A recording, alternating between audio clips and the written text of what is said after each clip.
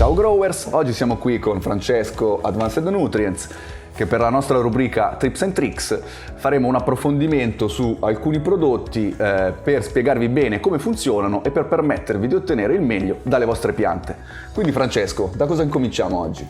Intanto buongiorno, grazie ragazzi di MyGrass per lo spazio e per questo tipo di confronto. L'idea sarà proprio di andare ad approfondire su quelli che sono alcuni dei nostri prodotti, ovvero per oggi parleremo dei radicanti specificatamente.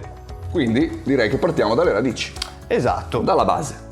Vai Francesco. Dalla nostra esperienza, quello che è emerso soprattutto nella cannabis, ma potremmo parlare di qualsiasi pianta, in inglese potremmo dire bigger roots, bigger fruits, ovvero radici più grandi, raccolti più grandi. Questo cosa significa? Significa che noi, sapendo che quell'elemento della pianta che andrà ad interagire con il mondo esterno perché si possano assumere i vari nutrienti sono le radici, quindi potremmo dire che sono le bocche della pianta. Avere più bocche o comunque delle bocche meglio dislocate in quello che è il substrato darà ovvi vantaggi per avere poi una pianta più sana ed un raccolto quindi migliore.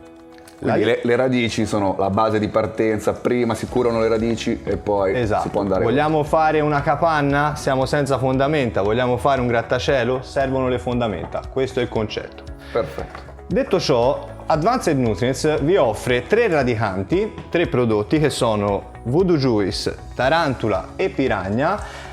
Perché detti in questo ordine? Perché laddove uno volesse utilizzare uno solo dei nostri prodotti per provarli, è consigliabile andare da Voodoo Juice. Voodoo Juice è un radicante completamente di natura batterica, quindi anche coloro che stanno utilizzando altre linee o una filosofia completamente organica potranno avvalersi dei nostri radicanti, perché tutti e 3 comunque sono o batterici o fungini.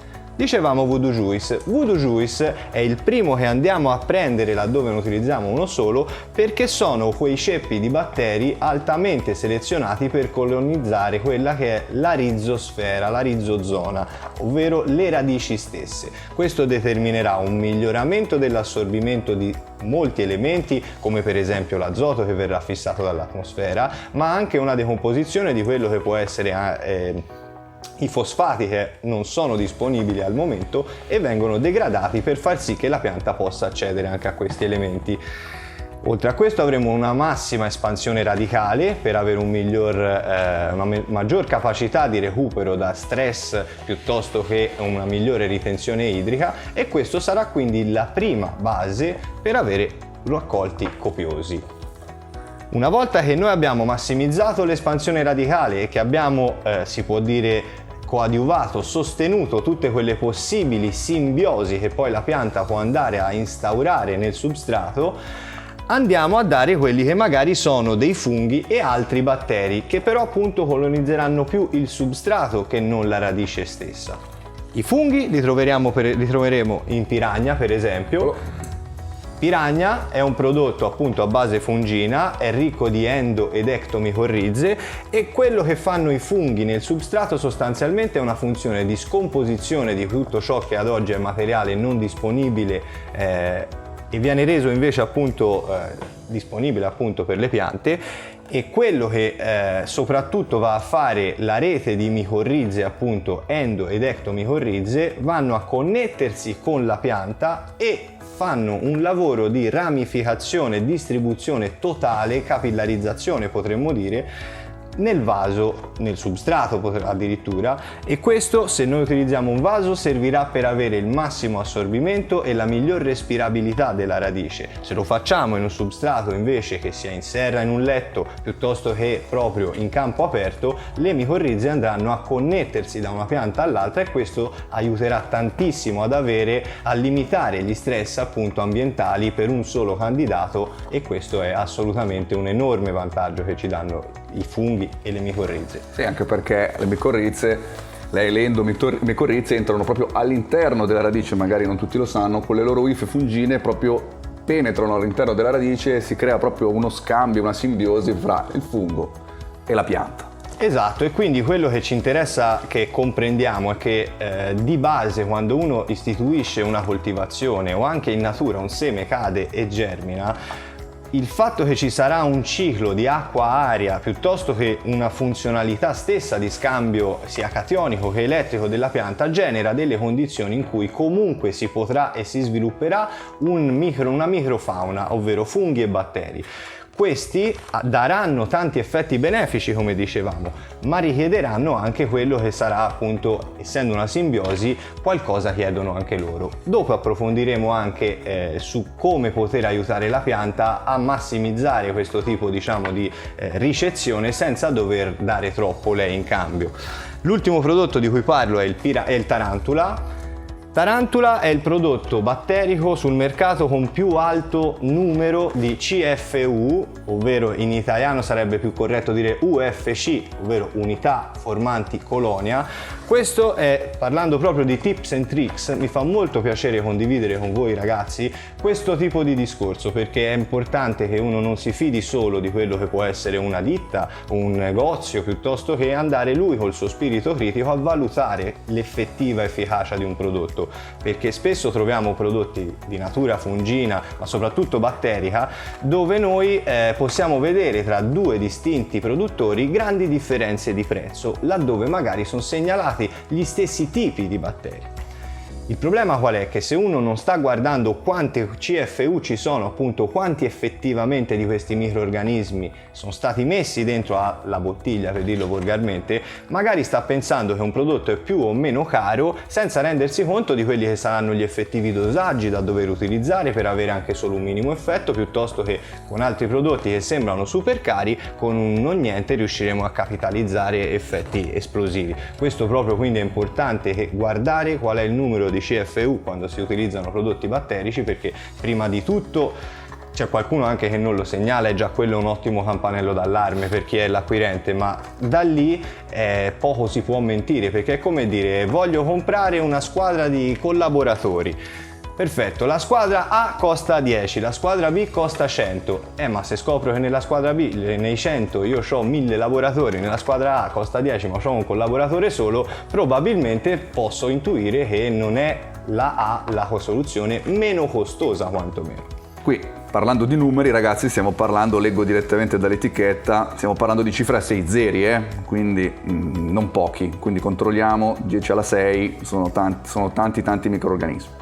Sì, è uno dei pochi prodotti che supera, questo lo dico tranquillamente più da appassionato che non da produttore o comunque rappresentante di una ditta o di un'altra. Tendenzialmente non va quasi mai nessuno sopra il 4-5 milioni di CFU, noi siamo nel Tarantula è davvero il prodotto sul mercato con più vita dentro effettivamente, e siamo sui 10 milioni, appunto 11 di CFU, e questo vuol dire che avremo effettivamente una piccola bomba nelle nostre mani che può andare ad aiutare la pianta. Detto questo, quello che è molto interessante capire quando si ragiona di microvita del terreno in generale è che noi appunto abbiamo, come dicevo, una simbiosi e quindi un rapporto dare e avere tra la pianta e questa microvita. La pianta riceverà tutto quello che è un miglior trasporto di elementi, un'espansione appunto della sua zona radicale e una serie proprio anche di prodotti di scarto, se vogliamo, per quelli che sono appunto batteri e funghi, che vanno invece ad essere ottimi tonici e biostimolatori per la pianta. Cosa dà lei in cambio, o meglio, cosa chiedono in cambio batteri e funghi? Degli zuccheri, perché loro si nutrono di questi sostanzialmente. La linfa fondamentalmente è ricca di zuccheri. Il problema qual è? Che appunto se andiamo a vedere dove sono gli zuccheri, non sono nel terreno ma nella linfa, giustamente. Il substrato non produrrà mai degli zuccheri, la pianta invece sì, tramite fotosintesi, e questo determina che una pianta che avrà tanta vita intorno alle radici, soprattutto in un caso in cui noi l'abbiamo volutamente potenziata, dovrà comunque condividere con tanti piccoli esserini lo zucchero che lei produce tramite fotosintesi. Per ovviare a questo problema ci sono svariati prodotti che sono stati studiati per andare appunto a sopperire a questo tipo di mancanza e far sì che la pianta abbia tutto l'aiuto da parte del nostro piccolo esercito, senza dover però rinunciare a quelli che sono i suoi carboidrati. Detto questo, ci tengo a spiegare, semplicemente perché sono state separate in 3 bottiglie, nonostante il concetto sia fungino-batterico comunque, proprio per questo, perché sostanzialmente noi possiamo dire che io posso indicare di aver messo dentro la bottiglia tutto quello che effettivamente io vado a metterci. Il problema è che se io mescolo in concentrazioni alte diversi tipi di elementi comunque vivi, molto probabilmente avrò una dominanza. Cosa significa questo? Se noi lo vogliamo raccontare in modo simpatico, lo raccontiamo come effetto savana. L'effetto savana non è altro che se io prendo un microclima, un posto, uno zoo anche fosse, posso avere quello che è il ciuffo d'erba, la zebra e il leone, e tutti hanno lo spazio e modo di esistere perché c'è nutrimento appunto e spazio per tutti. Laddove io prendo e li chiudo tutti in una stanza, io posso benissimo dire che quella è la stanza di zebra, leone e erba, perché io ce li ho messi. Ma se invece ho un interesse di sapere invece cosa verrà trovato laddove io apro la porta, quindi cosa trova il grower che apre la bottiglia, no cosa ci ha messo dentro la casa produttrice, allora lì appunto mi immagino che probabilmente non ci sarà più sia zebra che leone che ciuffo d'erba. Nella migliore delle ipotesi la zebra avrà mangiato l'erba e poi sarà stata mangiata dal leone, nella più probabile il leone si mangia la zebra e l'erba non la tocca nessuno. Però ecco, questo per dire che ci saranno dei determinati ceppi che possono tendere a prevaricare gli altri, e questo va a spostare quei rapporti che invece sono studiati e calibrati apposta per massimizzare gli effetti benefici sulle radici delle vostre piante. Perfetto, direi che Francesco sei stato esaustivo, chiarissimo. 3 prodotti, ricapitolando un attimo: se volete utilizzare uno stimolatore, chiamiamolo stimolatore radicale, anche se poi sono tutti microrganismi, unico, Voodoo Juice, tranquillamente utilizzate solo lui. Se invece siete un pochino più attenti e volete massimizzare, ottimizzare la flora di microrganismi che si andrà a creare nel vostro substrato, allora Voodoo Juice, Piranha e Tarantula, è giusto questo l'ordine? Esatto, assolutamente. Completiamo, Francesco, il focus sui microrganismi, su funghi e batteri. Visto che dicevi come alimentarli, direi che ti posso passare, chiamiamolo così, il primo e il secondo. Esatto, mi stai facendo un assist vero e proprio, oggettivamente. Esatto. Advanced in questo senso offre 2 prodotti diversi che sono Bad Candy e Carboload. Spesso c'è stato quello che poteva essere un'incomprensione riguardo a quando usare uno, quando usare l'altro, quali sono effettivamente le differenze, perché volgarmente, in senso positivo, però dico per esteso, in senso generico, le persone sono abituate a vedere gli zuccheri dati appunto alle piante come delle melasse, ad esempio. E quindi quando uno mi dice ma che c'hai 2 tipi di melassa, io lì sono contento di avere l'occasione di poter spiegare quali sono le differenze. Molto semplicemente, dato che Advanced Nutrients è una linea fatta da grower per i grower, ci rendiamo conto che non tutti avranno le stesse identiche esigenze, più che altro per il tipo di coltivazione che fanno e il tipo di setup, quindi di attrezzatura che vanno ad utilizzare. Ad esempio, noi da coltivatori sappiamo che le melasse, appunto genericamente dette, hanno un effetto benefico perché tutta la parte zuccherina verrà appunto a dare nutrimento alla microvita del substrato, ma abbiamo anche dei limiti in quel tipo di prodotti. Perché? Perché c'è una composizione proprio stessa che va ad alterare un minimo l'organolettica del terreno, e questo vuol dire che se uno non usa nel modo proprio perfetto le melasse, basta anche climaticamente una seccata improvvisa piuttosto che una pioggia di troppo e si va poi ad avere un vaso che si asciuga peggio, una radice che tende a essere un po' soffocata. Questo tendenzialmente nel caso più brutto. Nel migliore dei casi, se io ho una linea di gocciolamento per esempio, gli zuccheri e le melasse soprattutto tendono a darmi grossi problemi di otturazione, e questo per un agricoltore è sicuramente un problema che vuole essere risolto laddove possibile.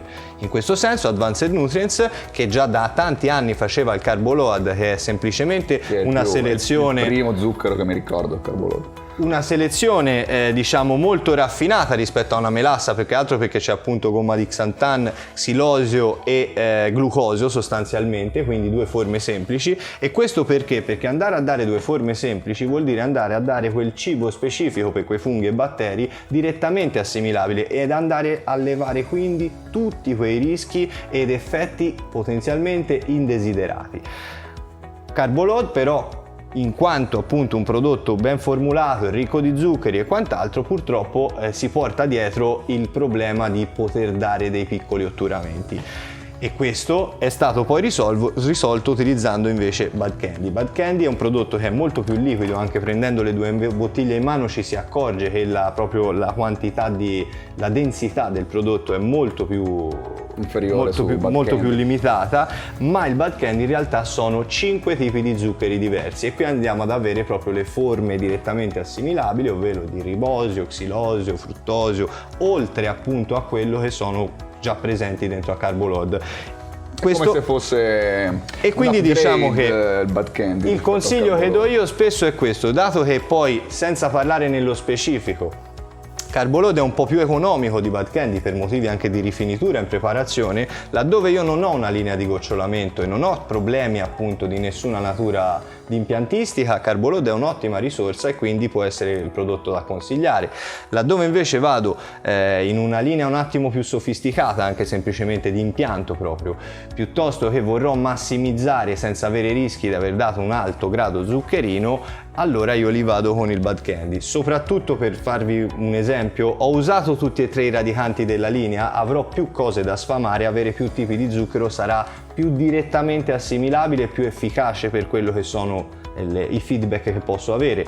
Vado invece in un programma relativamente semplice, dove invece mi interessa però mantenere un alto grado zuccherino nel terreno, di modo che la pianta non debba cedere i suoi. Carboload sarà più che sufficiente ed è un ottimo prodotto, appunto perché noi siamo andati soprattutto per un discorso di pulizia d'impianto, anche poi per l'idroponica per esempio, a studiare il Bad Candy, non che Carboload infatti è rimasto sul mercato non fosse efficace, ecco. Quindi qui mi voglio togliere un dubbio anch'io, perché tante volte me lo chiedono proprio. Qualche cliente vuole usarli contemporaneamente, sia Carboload che Bad Candy, pensa di ottenere ancora di più, di dare un prodotto super, ma in realtà da quanto hai detto mi sembra che non sia proprio così. Allora, il problema principale di questo tipo di discorso è magari, forse non colpa, però diciamo anche cogenerato da Advanced stessa, che offrendo tanti prodotti fa invogliare anche il cliente a provare sempre di più, e questo a volte porta anche un po' a una sovrapposizione dei prodotti. Diciamo che non va ad essere tossico o dannoso perché, ripeto, sono 2 prodotti molto simili ma studiati per esigenze diverse, non troppo della pianta quanto del coltivatore, quindi per questo dico che non è che Bad Candy sarà non indicato per qualche pianta o Carboload. Detto ciò, di solito quello che io ho sentito anche nell'esperienza di tanti vecchi lupi di mare, diciamo, che lo vogliono continuare ad usare entrambi nonostante magari una spiegazione che sia mi dice no perché uno magari mi tocca di più o di meno il sapore. Io chiedo spesso di andare a porre un ragionamento. Laddove io ho un substrato che per come lavoro si sta asciugando troppo alla svelta spesso, magari un Carboload mi dà più una mano, perché per quanto non mi vada ad otturare il substrato, che è comunque un po' più pesante come prodotto, allora rallenterà l'asciugatura, mi darà un tipo di mano in questo senso. Invece il problema in contrario, con Bad Candy do tutti gli zuccheri che voglio senza avere questo tipo, diciamo, di problema. E allora su quello che può essere appunto la risposta al doppio utilizzo, io ho visto gente che magari all'inizio di una fioritura utilizza il Bad Candy perché c'ha tanto vaso e poca radice che ancora deve colonizzare e quindi vuole magari un ricambio acqua-aria molto rapido, e poi va su Carboload per quei momenti in cui magari ci va anche quantità più copiose perché la pianta è più grande, la bevuta è più abbondante, perché sa che comunque sta sfamando a dovere quello che è la sua microvita senza avere nessun tipo di rischio di come possiamo dire appesantimento. Quindi un utilizzo del vaso combinato in differenti momenti, esatto. ma non un utilizzo contemporaneo. No, diciamo che spesso io dico questo come dire: hai già comprato entrambe le bottiglie, non ti vo a dire guarda finiscine una e poi usa l'altra, ma anche perché, ripeto, magari per 1000 motivi uno di come lavora, come bagna, qual è la dimensione del vaso rispetto alla pianta che fa, è molto personale. Quello che però ci tengo a dire alle persone è che, tornando all'inizio del ragionamento, ovvero sapendo che noi la pianta non potrà assumere zuccheri perché la radice per come è fatta non può assorbire zuccheri, li può solo cedere tra virgolette, e poi sono più i batteri o le micorrize che se li vanno a prendere che lei a darli. Ma detto ciò, se noi abbiamo detto che la pianta di normale produce degli zuccheri, dei carboidrati per se stessa, che però in determinati casi, se non sempre, va a condividere, quello che io spesso dico è che in tante linee vedo persone che comprano magari 2, 3, 4 stimolatori ma non ci mettono degli zuccheri. A queste persone mi viene di porre una domanda provocatoria: quante foglie c'hai? Perché questo? Perché io propongo un ragionamento, non vado a dare una verità, ma una pianta che sai che può fare zuccheri solo attraverso la fotosintesi. Nel momento in cui hai una microvita bella ricca nel substrato, anche solo data dal fatto che bagni e asciughi nel modo corretto, non troppo perché hai usato dei prodotti, quella pianta non è che lei avrà meno bisogno di zucchero, anzi sta crescendo e ne avrà più bisogno.